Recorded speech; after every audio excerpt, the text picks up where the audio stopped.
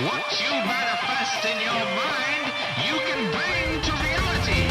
Better Call Saul Season 4 just hit Netflix, and I have mentioned it many times on the show how much of a fan I am of Breaking Bad. I've probably rewatched the series, I don't know, not a ton of time, like 3 times, 4 times maybe. I don't know, every once in a while after some time has passed. I mean, I'm not watching it like every episode, but I'll throw on Breaking Bad and just run through the series. Usually be on in the background. There's some really classic episodes that I like to watch, but man, it's just top to bottom such a great show. And like in the craziest of things that's kind of one of a kind great show, because great shows, there's more coming out every day, but that's like one of the best shows I would say that's ever been on TV, right? Arguably one of the best shows to ever be on TV.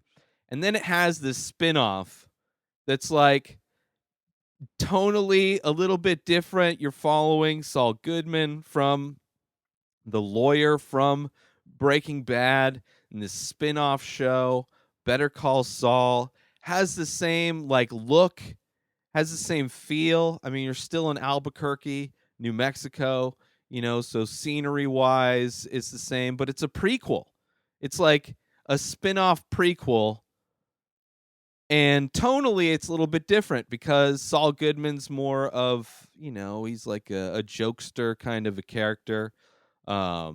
I mean, Bob Odenkirk's background is in comedy and improv comedy, and his character kind of embodies that in a way. Like if there were, he's like a con man that tries to go legit by being a lawyer, and then in this season, it's all about how he's suspended for a year for committing the crime that the end of last season was him battling his brother over uh, the what happened in the previous season, just kind of that drama. But this season opens with Saul Goodman, or Jimmy, who's Saul, which kind of that's also an interesting point in this season. Jimmy finds out that his brother Chuck died in a house fire, which the end of last season, season 3, was him kicking the lantern. He had like regressed, he had like gotten better and then regressed all the way back to his electrophobia or whatever it is, and just was pushed off all the way. And the partner, his former partner for HHM, ends up having an interesting kind of arc in this one where he's feels responsible for Chuck's death and has like crazy depression. You're getting to see Jimmy kind of establish himself outside of being a lawyer, kind of getting back in touch with his hustling days. He actually gets into becoming a cell phone dealer, working for a cell phone company, but basically just buying a bunch of burner phones and then going to sell them to the unscrupulous of the neighborhood. And that ends up getting him in trouble with the law potentially again, where he's like kind of totally regressing back into what is it, Slippin' Jimmy or whatever, and he's bringing his girlfriend Kim Wexler, like she's in, like she kind of gets a thirst for it, which is fun. I mean, this is such a fun season. Like you're seeing kind of these new arcs for everybody. Kim Wexler's like just blowing up in her career. She's becoming a partner. Like her career is like going the best kind of trajectory that you would want it to go, but she's just so unsatisfied and bored with it all that she's, has this thirst to kind of pull off these scams with Jimmy. And it's like Jimmy kind of coming in touch with his ability to like bullshit and like sell people. Like he's just a master salesperson. Like he understands the exact angle, the exact perfect way to frame the situation to best like sympathize with the people that he's selling to, whether it's an idea or literally cell phones. Like he finds just the perfect way to frame the talking points, and he's just like the master salesperson. um and it's just so good. And you get to see throughout, you're getting little sprinkles now. It's starting to really feel like a Breaking Bad prequel. Like you're really starting to get closer and closer to, Walter White era of Albuquerque. Like you're seeing the beginning of the laundromat uh kind of factory underneath the laundromat kind of cook place, laundry lab, you know.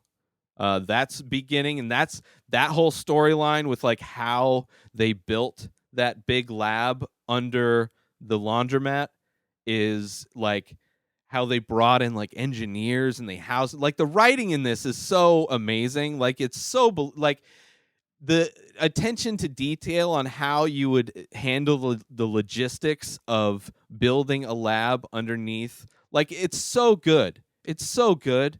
And you're seeing also like the Gus Fring's, like his fucking, the just how dark he is with what he does with the Salamanca guy.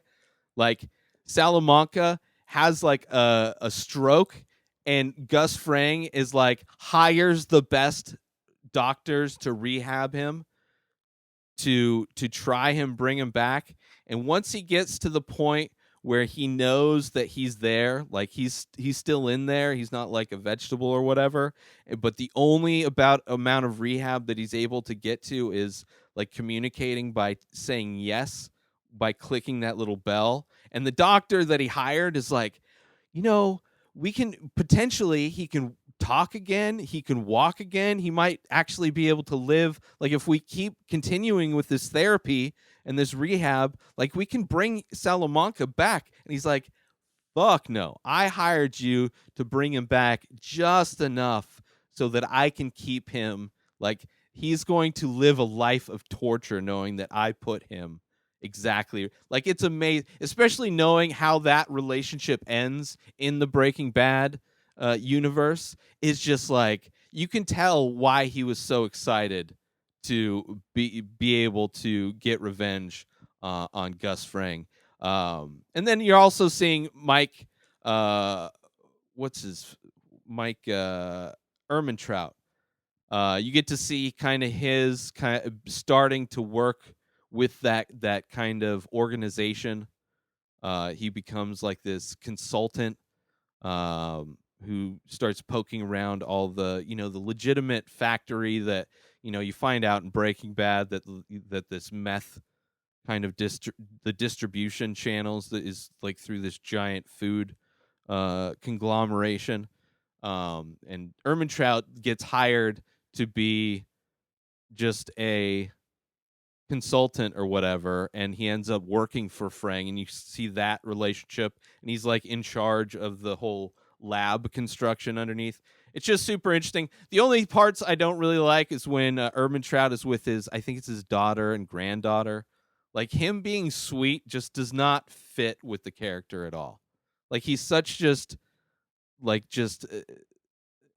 calculated kind of sergeant, like he like, but then he like whenever he's sweet, it doesn't really fit. But other than that, I fucking love the show, man. I love the show. The very end of the season when he gets reinstated in the bar, and he's going to be able to practice law again, but he makes a point to tell them he wants to practice under a different name, which begins the rebirth of Saul Goodman. It's all good, man. which was a name that he used, I think, for his production company when he was trying to sell the ad space for the law practice that he couldn't do while he was on suspension. Such good writing, such good acting. Bob Odenkirk, this is his opus. I love the show. I can't wait to see how it all ends. And the beginning of every season, you're seeing like these clips for post Breaking Bad, which is it's crazy. It's almost like little clips of short film about what happens after Breaking Bad for Saul Goodman.